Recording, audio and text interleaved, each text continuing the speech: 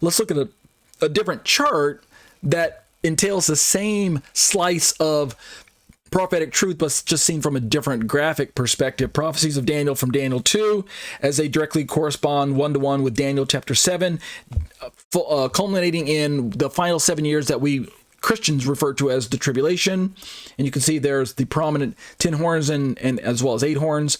And then in Daniel 9, the tribulation is going to be broken up into 2 sections down there at the bottom there, the 3.5 years and 3.5 years, which represent the peaceful side of the 3.5 years and the tribulation side of the 3.5 years of Daniel's 70th week. Also, when we start getting more detail about how these views are represented by the two kind of polar opposing eschatology views of preterism versus futurism, right? I found this chart online, which is very, very helpful as well. Just looking at Daniel 7's beasts, and over on the left side, you can see the 10 horns, the little horn, who's the Antichrist, the Ancient of Days, and the Son of Man receives dominion. You can see that running down the left-hand side of the chart in the gray there. And you can see how the preterists right there in the middle interpret those prophetic details compared to the futurist. So the preterist and the futurist both recognize Babylon, Persia, Greece.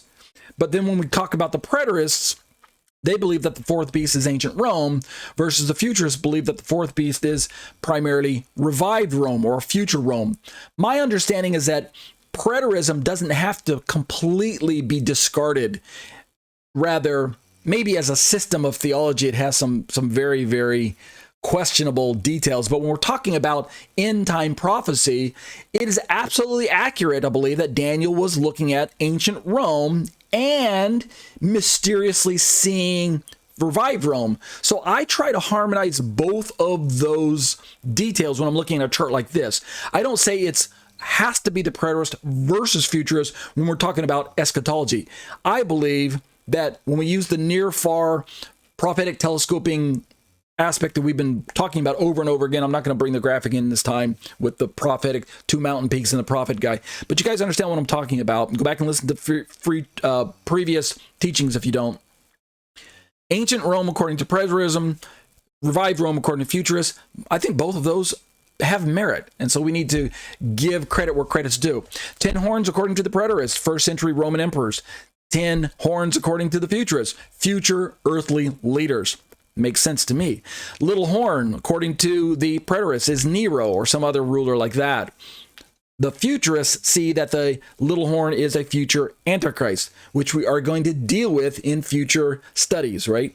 The Ancient of Days and the throne of judgment in the preterist perspective was 70 AD and the destruction of Jerusalem, which includes the destruction of Judaism and the destruction of the Torah, as well as the covenant, the covenant that God made with Israel and things like that. All of that came to a kind of a judgment, as it were, according to the preterist. But according to the futurist, there is a judgment on the future Antichrist when the Ancient of Days sets up its throne of judgment. It's to judge the wickedness, the wicked systems that Satan has been utilizing down through the ages, all of those Egypt, Assyria, Babylon, Medo-Persia, Greece, Rome, and then the final 8th beast, there's a 7th one in there, which could have been either the Ottomans or the Russians or even ancient or Hitler's Nazis or whatever, fill in the blank for the 7th one, which is mysterious because it's missing from Daniel's purview, because it's a mystery.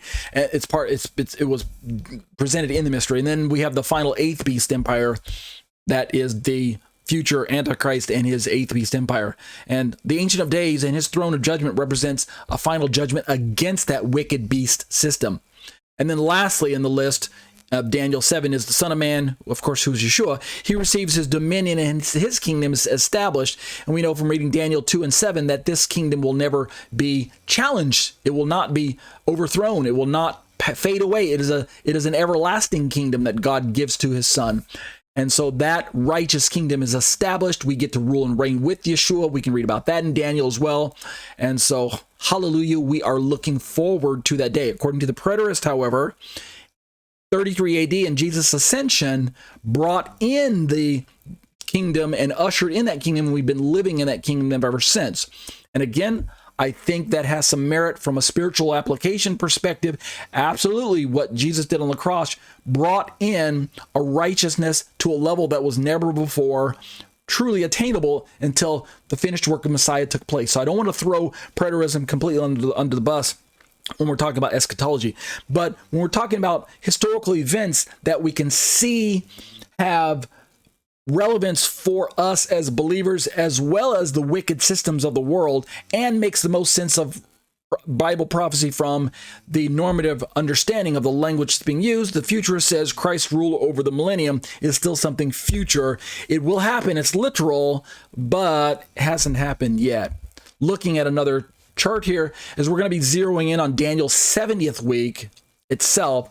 Daniel 7 talks about this fourth beast, which again, from the futurist perspective, is a future beast system, a revived Roman Empire, something to that effect. The fourth beast, it shall devour the whole earth and trample it down and break it into pieces.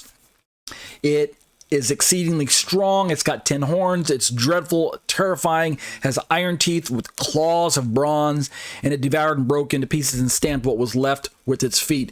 And often we don't take into account that fact that Rome, even though they ruled the known world at the time, East and West Rome, if you look at both of them on a map, then we could say that Daniel's prophecy was fulfilled, where this fourth beast empire devoured the whole earth. And yet, in hindsight, as we really know that the globe itself has more continents and countries and people groups other than what Rome actually truly conquered at its heyday, well then actually Daniel's prophecy was only partially fulfilled, and yet awaits a future final fulfillment if and when it's Rome that is revived, which I believe it will be. It should be some form of a revived Roman Empire, probably occupying some of the general same land masses that ancient Rome did, right? Western Rome, which would be Europe today, Eastern Rome, which would be large parts of Turkey and Syria and Iraq and the Middle East,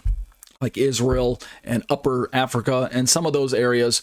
And so what I believe then is, according to the book of Revelation, when the revived Roman Empire, or the fourth beast, the eighth beast empire of Satan, when it finally arrives on the scene, and we're going to be dealing with this tonight, some of it, when it finally arrives on the scene, eventually the book of Revelation describes a beast system that this time, make no mistake, will have its claws in the entire world system, the banking system, the monetary system, the financial system, the military system, the commercial system, the religious system of the world.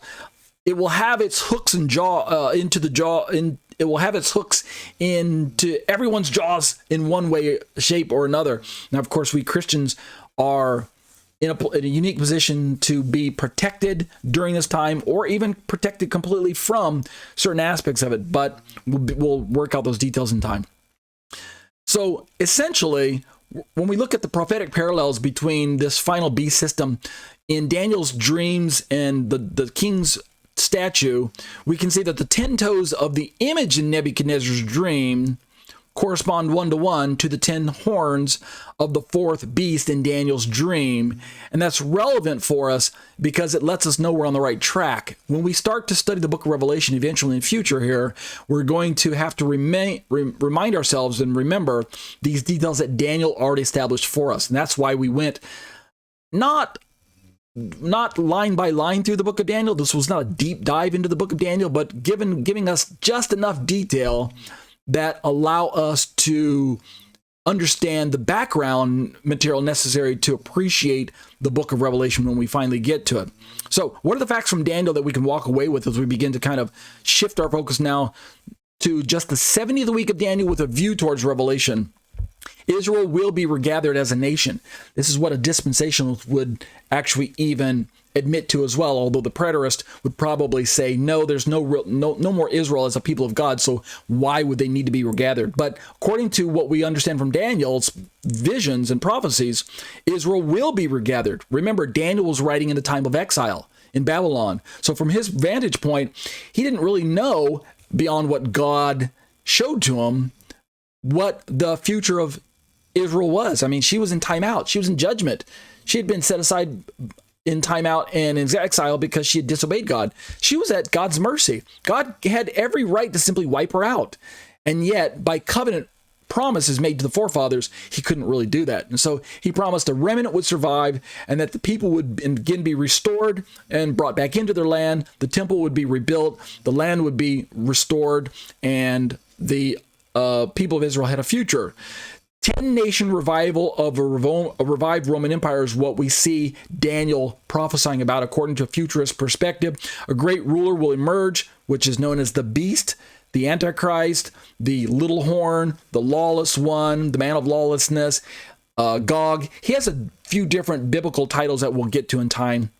But under this great empire that will emerge in the future, this beast which will swallow the entire earth this time. He'll trample down the entire earth. This time, Daniel's prophecy about trampling the entire earth will be complete. It will be a full enactment. In other words, it's going to touch every continent on planet Earth. The Antichrist that we're going to be reading about in future studies, as well as later passages of the Bible, particularly as we work our way towards the New Testament parts of your Bible, Paul describes this future beast leader, this Antichrist figure, as someone who's going to demand the worship of the entire world, right? He's going to establish himself as very God and demand that everyone or any other religious system yield to who he is. The book of Revelation also is going to give us his details, implementing the mark of the beast and punishing anyone who does not worship him or his image or take his mark, etc., etc. No buying, no selling. You guys have all heard about the mark of the beast, 666. So the world will unite under his leadership. It's demonic, to be sure. In fact, it's not demonic, it's satanic. He will be Satan incarnate, virtually, right? According to my understanding of the book of Revelation, Satan will enter into the Antichrist, who is a human being, but at the midpoint of the week, Satan will enter into Antichrist and be controlling him. He will be Satan's puppet. It will be Satan incarnate. Just like Jesus was God incarnate, this Antichrist will be Satan incarnate, and so the world will unite under his leadership. God will give unbelievers over to the strong delusion that will be affecting all of mankind. He will have complete power for at least 3.5 years of the 7 years that we're going to be looking at tonight. He will usher in a new world religion, right? His religion will seek to stamp out and trample all other religions, including Christianity. Of course, we know he won't be successful, but at least he'll try. And he's going to persecute the saints, according to Daniel. Daniel foresaw this as well. So get ready, people. Get ready. And guess what? The only way you can be ready is if you place your trust and faith in Messiah Yeshua. You can't trust your bank account. You can't trust your portfolio. You can't trust your resume. You can't trust your upbringing, your family background. You can't trust your IQ. You can't trust how many degrees you earned from college, this and that. You can't trust your good looks or your ethnic background. The only thing that is going to be able to save you when this time comes is your genuine faith in the only one who is more powerful than Satan incarnate himself, and that is Yeshua the Messiah, Son of Man, Son of God. Do you know him? All right. Looking at Revelation 13 and comparing that to Daniel, like we're going to be kind of working our way towards, using the chapters of Daniel that include 7, 8, 9 is not in this list, but it does include 9, and it works our way towards 11. And we eventually will get to more of these details that Daniel talks about as we turn to the prophecies that are recorded for us by Yeshua in the Gospels, as well as Paul's writings, and then working our way towards the book of Revelation. We're going to see that this beast that rises from the sea was already spoken of by Daniel, who has 10 horns, blasphemy and speaking great things. He has characteristics of the previous empires, leopard, bear, and lion, this final beast empire. He is a great power who will rule at least for 42 months or 3.5 years or 1,260 days.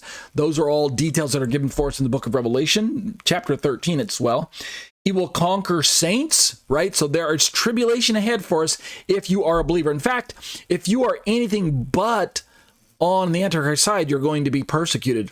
This means even if you're an Orthodox Jew and you hold to Orthodox Judaism and you reject the religion of Antichrist, he's going to persecute you as well. If you're a Muslim and you're a faithful Muslim and you believe that Muhammad is the only true prophet and you are a good standing practitioner of Islam, the Antichrist is going to persecute you as well. Again, he's just going to challenge any other religious system. Global domination and authority will be granted to him, and this is God's plan, right, people? This is not just Satan usurping his own authority on all of humanity, but God is allowing and giving this time to Satan for the purpose of God's plans and for the purpose of judgment to run its course. Captivity, sword, flame, plunder, right? Worship the image or die. This is what is coming down the road, not just for believers, not just for Jews, not just for Muslims, not just for Buddhists, not just for other religions, not just for the financial world, not just for the other cultures around the world, but this is coming to everyone in the world according to the basic understanding of end time prophecies that we're going to be looking at.